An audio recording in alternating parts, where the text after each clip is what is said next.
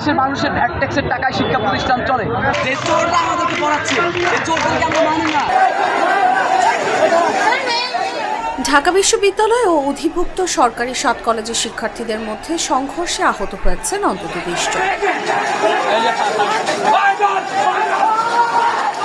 এ ঘটনায় সোমবার সকাল 9টা থেকে ঢাকা শহর অবরোধের ঘোষণা দিয়েছেন 7 কলেজের শিক্ষার্থীরা। বাংলা কলেজ আমরা 7 কলেজের প্রতিনিধিরা ঢুকেছিলাম, সবাই কিন্তু অপমান করেছে, সবগুলো কলেজের শিক্ষার্থীরা রাস্তায় নেমে রবিবার দিনগত রাত 3টার দিকে নীলক্ষেত মোড়ে সংবাদ সম্মেলনে শিক্ষার্থীরা এই ঘোষণা দেন এবং শিক্ষার্থীদের দাবি মেনে নিলে শিক্ষার্থীর রাস্তা ছেড়ে দেবে। 5 দফা দাবি এবং প্রভিসি মামুন দেশে প্রকাশ্যে ক্ষমা চাইতে হবে। 7 কলেজকে বিশ্ববিদ্যালয় রূপান্তর টিমের ফোকাল পার্সন ঢাকা কলেজের শিক্ষার্থী আব্দুর রহমান বলেন, ঢাকা বিশ্ববিদ্যালয় একটি স্বৈরাচারী প্রতিষ্ঠানে পরিণত হয়েছে। আমরা দীর্ঘদিন ধরে 7 কলেজের অধিভুক্তি বাতিল করে স্বতন্ত্র বিশ্ববিদ্যালয় প্রতিষ্ঠার দাবিতে আন্দোলন করে আসছি।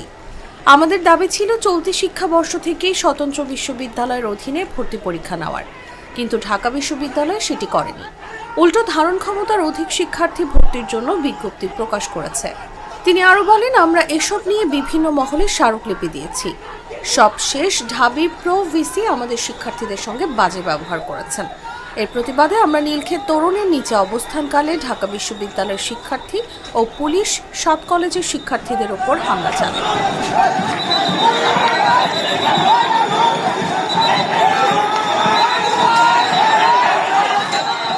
শিক্ষার্থীদের উপর হামলার প্রতিবাদে আগামীকাল সোমবার সকাল 9টা থেকে ঢাকা শহর অবরোধ করা হবে। 7 কলেজের শিক্ষার্থীরা নিজ নিজ ক্যাম্পাস এলাকায় অবরোধ কর্মসূচি পালন করবেন।